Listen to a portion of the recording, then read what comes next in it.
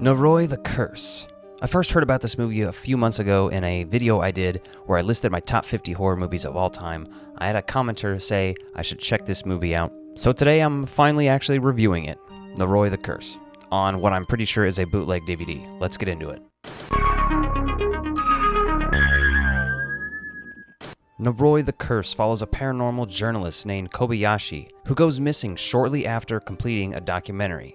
What begins as a routine investigation into strange noises evolves into the chilling mystery of a demonic entity named Kagutaba. I've seen people call this the Japanese Blair Witch. I've seen people call it the master of analog horror. This movie honestly blew me away. Right off the bat, if you're looking for a place to check this out yourself, it is streaming on Shudder. You can find places online. You can rent it on YouTube. I, however, am a physical media junkie. I wanted to own this movie. I found this one on eBay, and like I said, I'm pretty sure it's a boot. Come on. I don't know, but I got it on eBay. However, the quality of the film is great, as all the clips you'll see came from this DVD that I bought. And I don't know what it is. There's something about Japan in the 2000s that is just like very alluring to me. And I say 2000s, but I really mean 90s and 2000s. It's just this certain mystical element to it or something, you know? I don't know what it is. It fascinates me though. After this, I'm definitely going to be delving deep into some more Japanese horror. I have reviewed Suicide Club on DVD, which I saw about 20 years ago, I want to say. Loved that movie, loved this one. I've got to find more. So let's talk about the plot and some of my positives about this movie. The framing device is very fascinating. I love all the graphics. And what I was saying before about like enjoying the 2000s Japanese culture, like seeing the TV show graphics on the news and on the program with the children when they're doing the psychic stuff. Like, I eat all that stuff up. Kobayashi is very fascinating to follow around. He's doing real research, or what appears to be real research, right? What I particularly enjoyed was the sound analysis scene where we're in this guy's studio and he's analyzing the sound and stuff. Like, aesthetically speaking, like, this movie's borderline perfect. You know what I mean? I have to say this movie was incredibly atmospheric and moody, and if you've watched found footage and analog horror movies before, you kind of understand some of the vibes that are going to be laid out in this movie. However, there were a few moments and a few editing choices that will genuinely make you laugh out loud, I think. There's a mother and child that we're sort of introduced to early on. We spend a little bit of time with them, and eventually the screen cuts away from them and just says they died. And I don't know what it is, but I laughed out loud.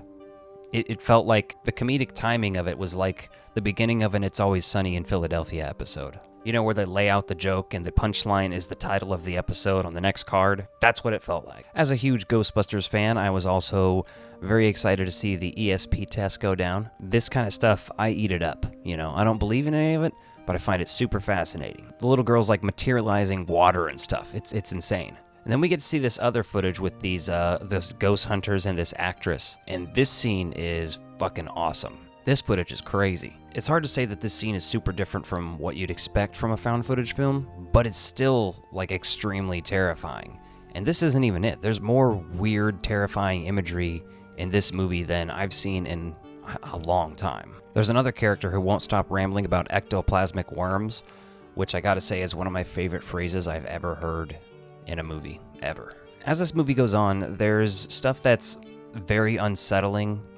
There's stuff that's straight up terrifying. And then there's just like edge of your seat anxiety. And when I was originally researching this movie to see what other people say about it, you know, if I should even watch it, I came across a few dissenters who said things like, it's boring, it's slow, and I think found footage is not for those types of people. Now, I may be wrong entirely, but found footage, analog horror, whatever you want to distinctively call this movie, it's one of the best. When you get to finally see like some of the rituals that are going down, and you hear about Kagutaba, you learn about the stolen fetuses, like it's actually very deranged plot. And that's what I like about some of this Japanese horror. It seems like some of this stuff that's so crazy and horrifying would be obvious to write about. And it just goes to show that other countries have plenty of movies to offer. We don't need to just stick to Hollywood. Honestly, this movie is making me just want to go down a rabbit hole of Japanese horror films. So if you have any recommendations, if you're a big fan, drop some in the comments down below. Some of the music in this actually reminded me of music from John Carpenter's The Thing.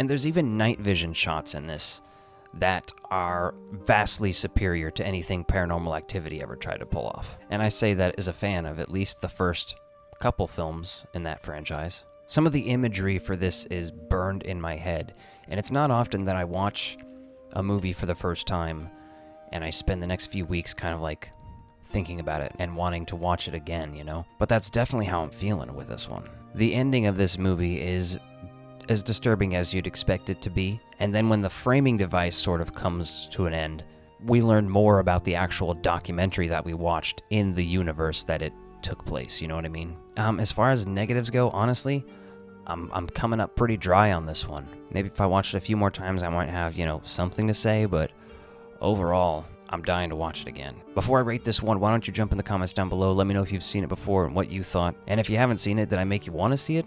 Like I said, it's on Shudder, check it out there if you have that. I am actually going to give this movie a 4.5 out of 5 hearts. It's up there.